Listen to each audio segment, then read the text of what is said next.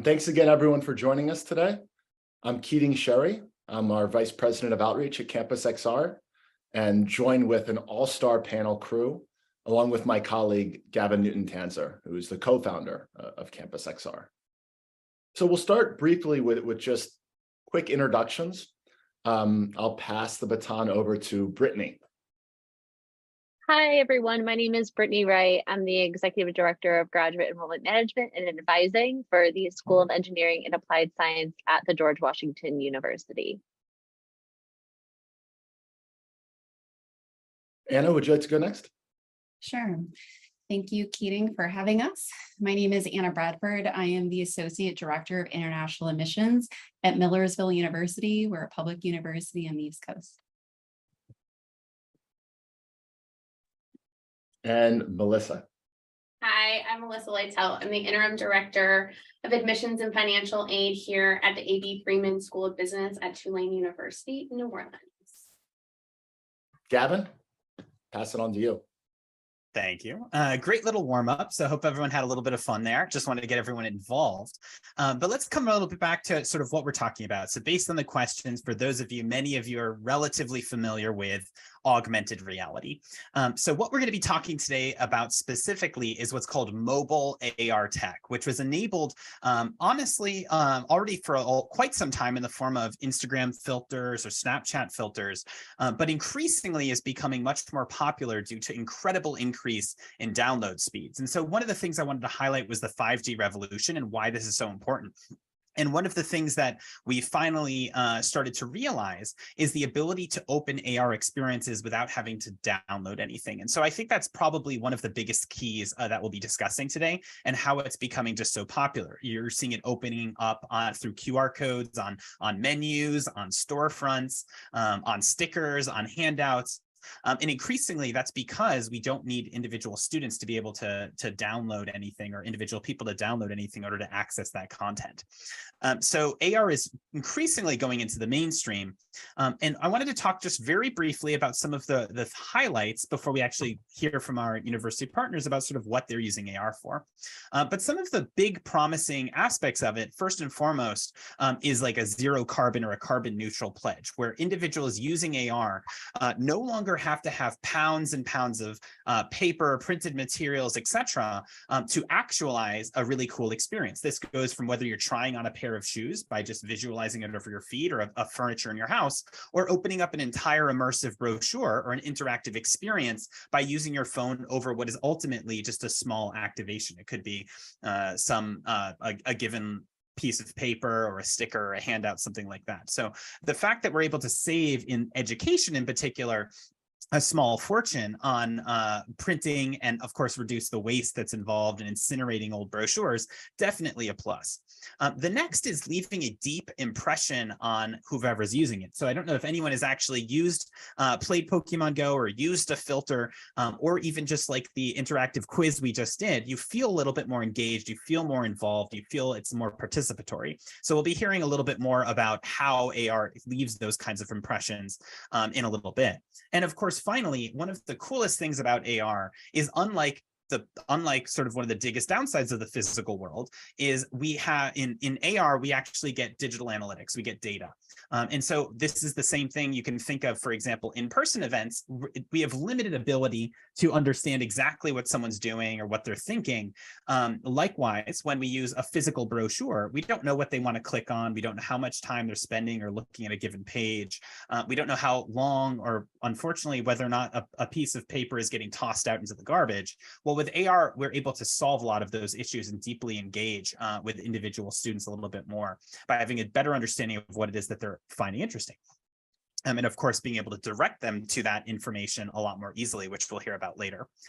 So last thing that I want to highlight is, who are we talking to here? Because I know a lot of you probably have been in marketing admissions for a long time, and AR as a trend, while the technology may have existed for 60, 70 years, as a viable trend, we're talking about less than 5. Really, with the rise of AR enablement in the form of Pokemon Go, or through social media platforms and various other games that are now emerging. engaging. So what's really neat is that there's a generation, of course, that like Gen Z is growing up with these experiences, and it appeals very well to their sense of engagement. So increasingly, there's a lot of studies, most recently McKinsey study, where it talked about in their interest less in acquiring things, right, buying objects or toys or new clothes, and more in engaging experiences. So AR really appeals to that aspect. And of course, there was also a study by Dell talking about 80% of Gen Z aspiring to work with cutting edge tech. And this is about as cutting edge as it gets when people are talking about either immersive reality. You may have heard words like the metaverse being used, or even more recently, we talk about Web3, which is just shortened version of Web 3.0, which is just basically the next generation or iteration of the internet. And so because this technology is interactive and engaging, it allows us to replicate sort of these interactive experiential concepts similar to gaming, which just leaves a much deeper impression on the audience. So without further ado, I kind of want to dive in and allow our colleagues here to share a little bit about what they're doing with AR, which hopefully can outline it even better than myself. And now at the end, we'll be happy to answer any questions. Please feel free to put in any questions in Q&A. We'll be coming through those. And we will, of course, be sharing this presentation afterwards, as well as the recording. And without further ado, Melissa, let's hear about your experience with AR. Okay, great. So here at Tulane, just like most of you guys, the last time we went out on the road was 2019.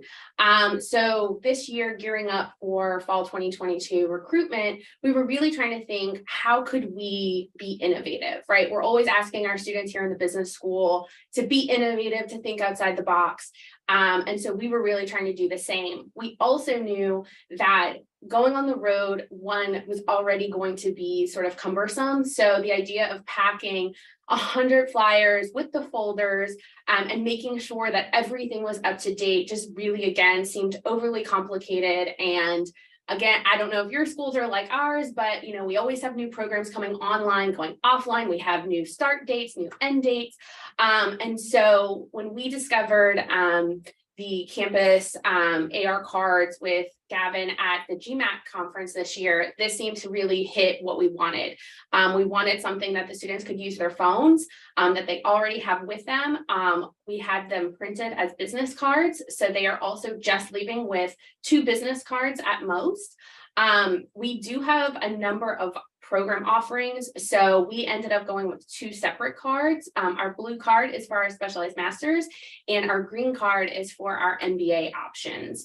On the other side is our contact information, but again, we used our little site map there to really help the student navigate our website. Again, not sure if any of you have that problem, but students sometimes can't always find what they need on the website, and this is kind of our little treasure map to help them kind of navigate that and to leverage our content. That's all I have. Awesome. Thank you so much. That was a great introduction. Now let's turn to Brittany. How about a little bit about your experience? Yeah, so I echo a lot of what Melissa just said, but working specifically for a School of Engineering and Computer Science, we're really always looking for the next cool thing because we're trying to attract students who are hoping to pursue computer science or engineering degrees. And so we always want to stand out a little bit. And we're always looking for things that are what we consider and what our prospective students consider are cool. So when I came across this option, I think I met Gavin at NAFSA. He showed it to us. We instantly were interested because we thought, again, this would provide our prospective students with a unique opportunity to get to know a little bit more about our programs. And we actually went, we have 8 different platforms. So we transitioned all of our what used to be hard copy material brochures into a virtual platform experience. So we have a specific card for each of our academic departments, a card with kind of our overall for our office that has our overall admissions requirements and things. But then we also created a card for our career services team because we are speaking with students so often about what are your career opportunities? What types of services do our career services team provide? So ultimately, we also included a career services platform. And I think initially also really what we were looking for was ways to be sustainable and not have to print lots of documents, telling our travelers who are going all over the world that you only need to take a couple extra boxes of business cards was a very welcomed piece of information. And so far that has also gone over really well. So happy to talk more about it or answer any other questions later on. Awesome. Thank you so much, Brittany. And now turning it over to Anna.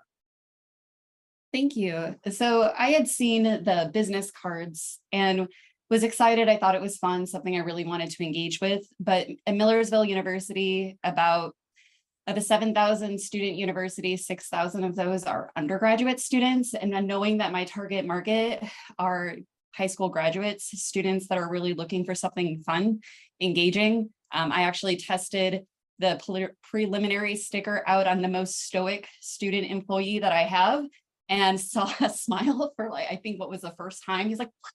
He jumped. And I was like, okay, that's what I'm looking to see at the table. I wanted to have a swag item, something that a student would hold on to. I printed these out on really nice vinyl stickers so that it's something that could be on a laptop. I actually have one on my suitcase that's branded. I've had people scan my suitcase. And so I wanted to make sure that it was useful. Not only, I didn't want to get business cards. We all have had our business cards disappear from high school students and then find them on the floor somewhere else. You don't see stickers on the ground quite as often. So I wanted to be able to have that type of multi-use swag item that is going to save me business cards, is going to expand on what we have as a brochure and hopefully be something fun and engaging. Actually, our current students love this too. So I'm in an office of international students and programs. So I use it for recruitment, but it's kind of a reward for current students and they can give one to their friends and family. So I wanted to try and have a multi-use item that was something that not only my campus community, but students would be excited about. And I was very excited after the first college fair that I did bringing it, that when I saw a sticker on the ground, it was not mine. So I did not find a single one, and that was a success. I do have a form related to Slate that's connected just to this sticker to help me track some of that ROI. And I have had engagement with that form. So for me right now, as we've just launched out, I've already seen the excitement in person at fairs. And so I wanted to take it in a more fun direction. And I've been very happy with that result. Awesome. Thank you very much. Turn it back over to Keating. Yeah, thanks to our panelists there for sharing their experiences. So now we're going to dive into the Q&A portion. And I thought we'd kickstart that by just going a little bit deeper into the student reaction. So Brittany, Melissa, Anna, anything else you'd like to share about what that's looked like so far? I'll start. I mean, I think our initial reaction overall is students are kind of like, oh, this is cool. And it does take we've noticed it does take a little bit of guidance because we're just they're taking a business card and we're like, no, actually get your phone, scan the QR code after they understand that. And then oh yeah, this is kind of cool is the initial. And then some people are really excited about it, but also our faculty are super excited about it. I think more so than our students, which are prospective students, which we weren't necessarily anticipating, but we were at some conferences with faculty members and they were like, oh, this is awesome. Can you send our office a box? We want to make sure we're promoting them. And that was something that was a surprise for us as well.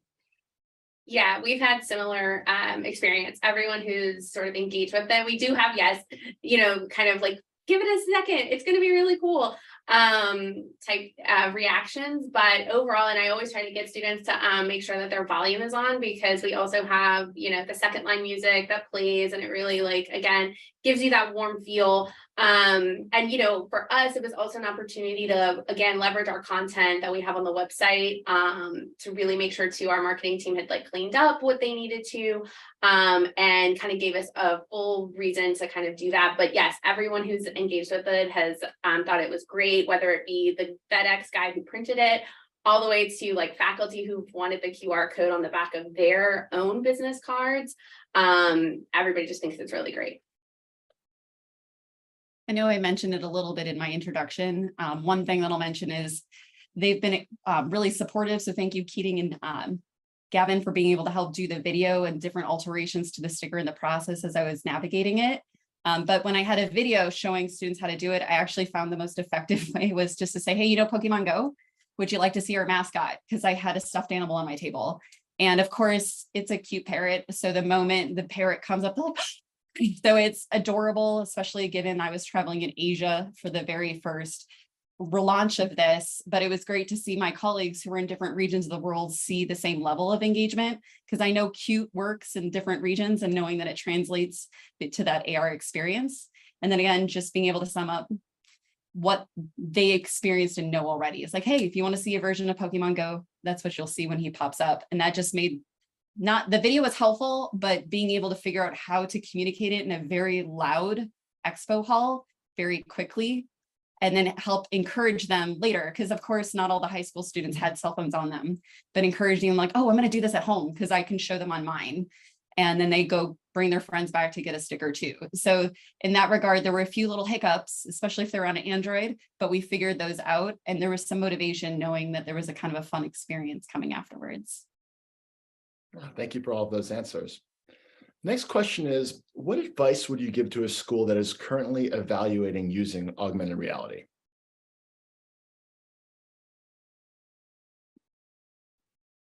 Well, I'll start again. I think what's really important is that you are thoughtful and really try to identify what is the audience you're trying to focus on and what is going to get the best reaction. And then do you have existing content? How can you utilize the existing content that you already have? Thankfully, for example, when we decided to do a department specific platform, we had department specific videos that we could utilize. It wasn't just the generic video that we have on our overview card. And so I think that was really important. Had we not had some of that content, I don't think we would have maybe considered going down the road to do academic department specific cards. So we were really trying to be thoughtful with what is it that we want to get, how many platforms do we want to build out, and making sure that then if we didn't have content that was needed, that we got that content created to be able to be utilized effectively. Yeah, I would echo Brittany's thoughtfulness, and then also just the ability, like don't get overwhelmed. Just really, again, keeping true to your audience. So when we were doing it, we were really trying to think about, okay, when we're at a table, what are the top questions that we're getting?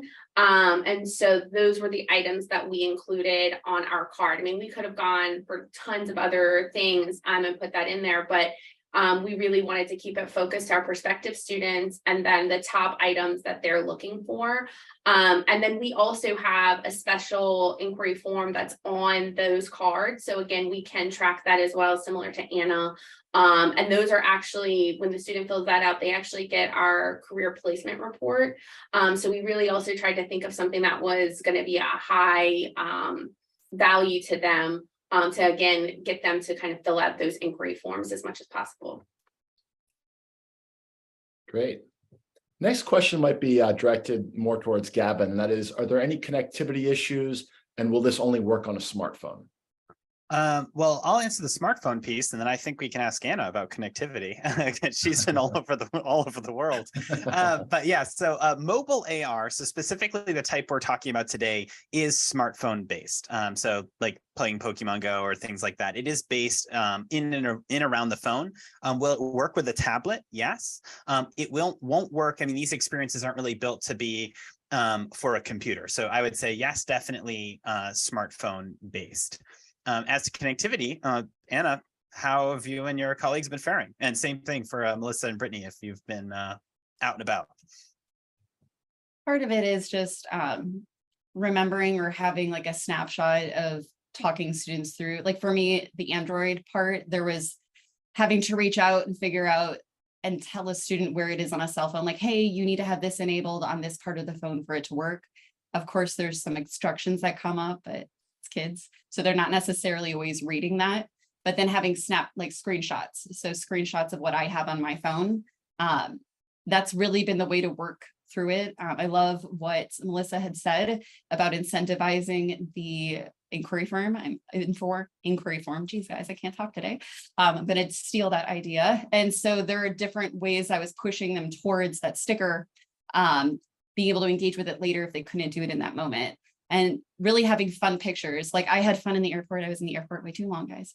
And I took pictures of my bird in different places. So I'd have a fun picture to show them. And a lot of them like, okay, I'll do it later. Or have ways for them to engage prizes afterwards. Can you do similar photo in a different location? And so that's something that wanting to do. But as far as connectivity, sometimes it's just a reality. They don't have phones depending on where you are. And then showing them where it is on the phone if you can. Not always as easy in an expo hall, but the students that were really motivated stayed with me. To clarify that as well, one thing, so on the phone for this to work, camera has to be enabled inside the browser. So if this is their first time experience, the first time anyone experiences AR, whether it's an experience you give them or Pokemon Go, they have to enable that feature. Most people have it on, but there are like a good, like Android, I think de facto has it start off. So if they've never used it before, then you're going to have the situation where you have to kind of tell them to turn it on. Luckily, as AR becomes more popular, like everyone Anna talks to or someone else talks to is someone that, say, Melissa or Brittany would not have to talk to, right? Because once it's on, it's just enabled. There is talk now, both from Google for Android as well for Apple, that they're going to be creating a XR specific, an AR specific browser function that's just automatically on. We're expecting that to be launched by Apple in the next 6 months. Pretty cool. And Android is saying likewise about 8 to 10 months. And they're going to have this automatic XR feature, which is going to basically sidestep all those issues. But yeah, it's pretty exciting in that respect, but something to be thinking about. Anyone else, Brittany or Melissa, about using internet connections or connectivity in general? We haven't had too many issues again, but we've stayed domestic with our card, but we haven't had too many issues with it. Yeah, there is, again, sometimes, kind of explaining to the student, like you have to leave the card there and, that kind of thing. But again, the great thing is that we've got it printed kind of on small business cards so they can just take it with them. And again, we're sort of at the table, so providing them as much sort of spoken information as we can, and then they leave with it. We feel fairly confident that they are able to use it. Again, a lot of the students are so used to the menus and other things that we use QR codes for now post-pandemic. So yeah, we haven't run into too many of those issues. Awesome. Yeah, we also ahead. haven't had any connectivity issues, even internationally. So we're good. Awesome. And so question from Shaylee. Anna said the sticker has forms connected to Slate. Can you please elaborate on that and what type of information you're able to get? Leads. I'll let anyone answer, but Anna, go ahead. Sure. So I just created a very simplified inquiry form that was tied only to the sticker. So we won't be using it anywhere else. So I'll be able to gauge, it's the very first button that a student would see when it pulls up closest to his feet on the side where you normally start reading. So that way I can be able to see, like, I can't tell, of course, which other buttons they've hit. There's unfortunately that little caveat, but as far as the form itself, like if they've reached out and they want to be in touch, then this is how they engage. We get an email immediately when the form is submitted so we can respond timely. And that is really how, like, you can see those leads. It'll be the information that I would have gathered from them at the fair. A lot of times, because I have gotten their information maybe on my iPad at the fair, I can match up exactly where I met that student. And it's one of the beautiful things about Slate, that you can track it a little bit easier. And if they have navigated our website after the fact, once they've been in the system, sometimes you can see the movement on the website from there. So I wanted to make sure before I launched this out that I would be able to track it in some way, just because I wanted to make sure, we chose this as more branding. I understood, moving on with my goal, this is what I would like to see. I want awareness, and I wanted to make sure that I could track that portion. Awesome. Brittany, Melissa, anything you want to add about that? Our We've forms got are plenty of questions. Our forms are also connected to Sleet. I mean, in the beginning, we were sort of disappointed that not as many students had filled out the form, but we do have more analytics kind of coming from Gavin and Keating. So rather than, what we would have had on a flyer that would have ended up either in the garbage or in the back of their trunk or something like that. So, but like I said, yeah, it connects pretty easily. These are dedicated forms just for the cards, similar to Anna. And so we can kind of see what they're doing and all of that. Cool. We have another question here. Looks like this is more for Brittany and Melissa. Is there a use case for graduate student recruitment? And then it says also in the help of online promotion in online promotion of programs. So that's all we are promoting here in the Freeman School are our graduate business programs. So most of those students are very engaged.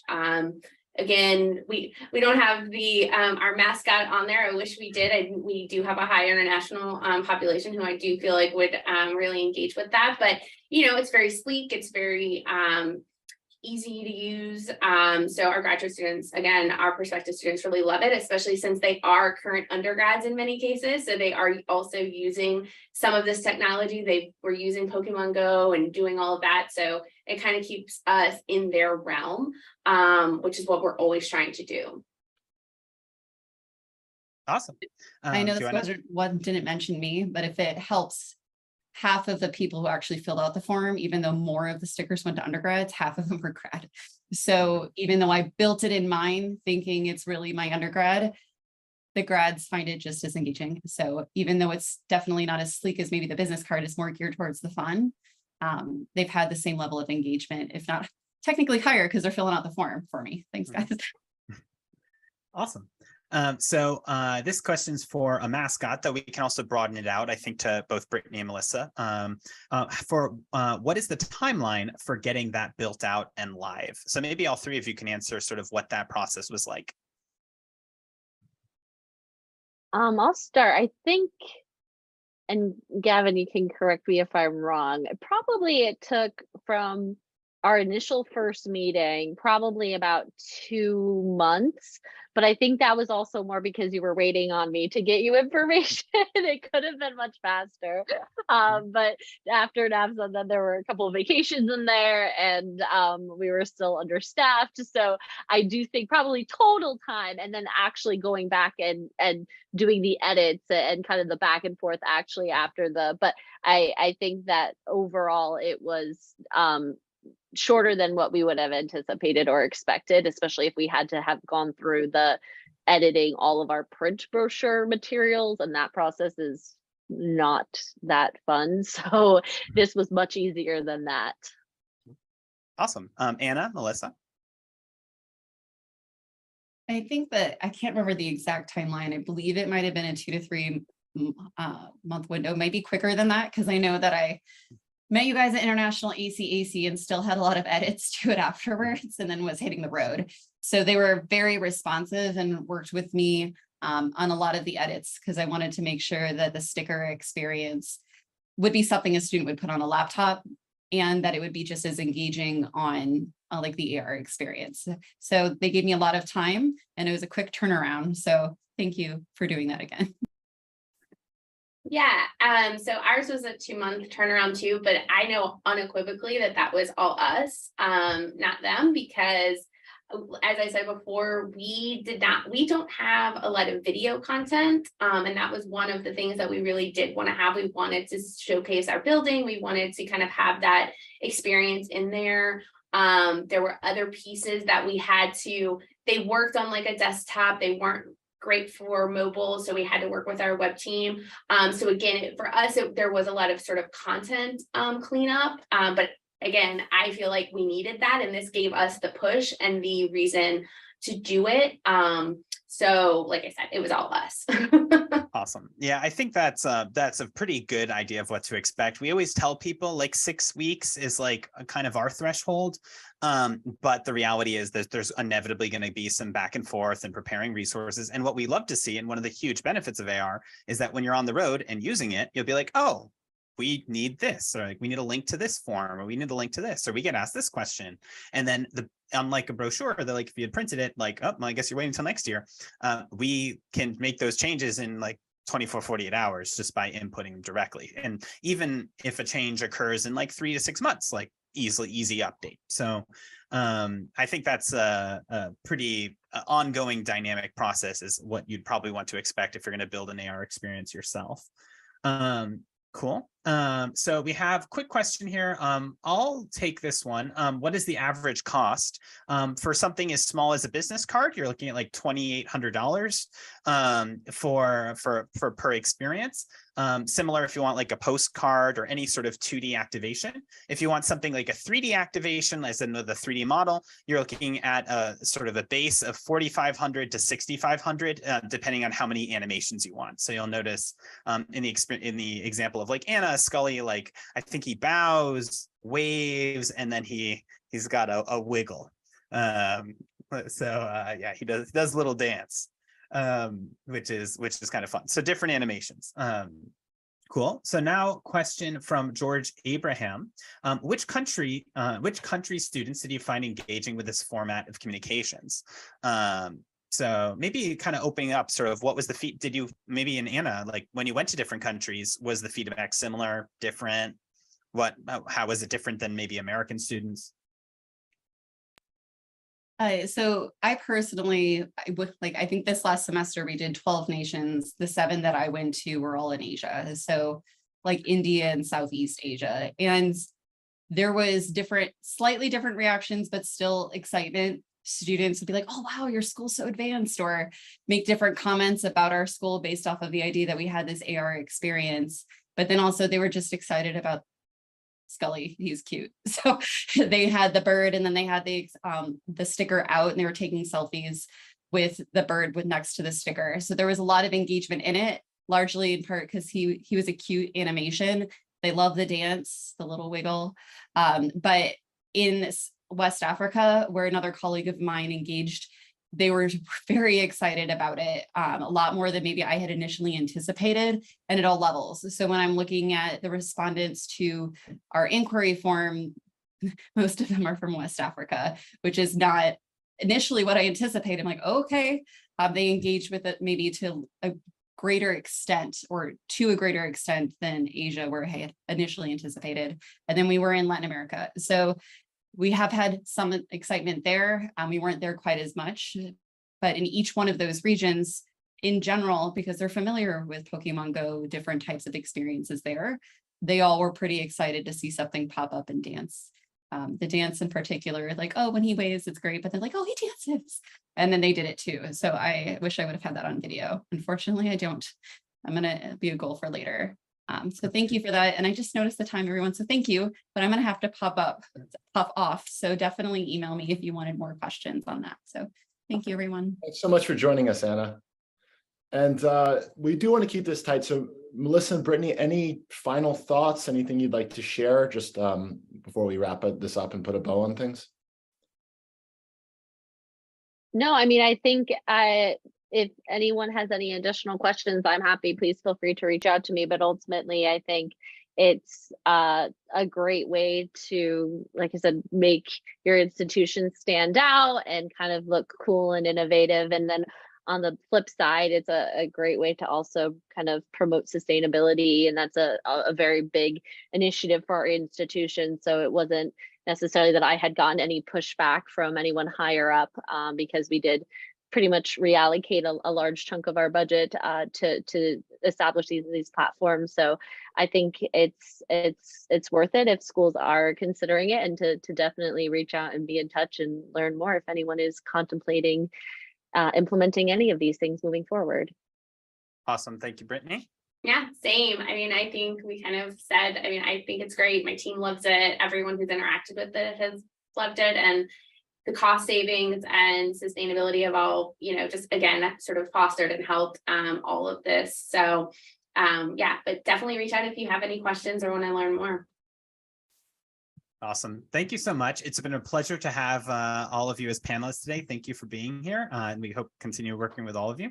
And for those of our guests joining for the first time, maybe learning about AR for the first time, hopefully this was very informative. We'll continue to post all kinds of demos online and do our very best to come up with new and creative things as the technology evolves. So until next time, thank you very much. Take care, everyone.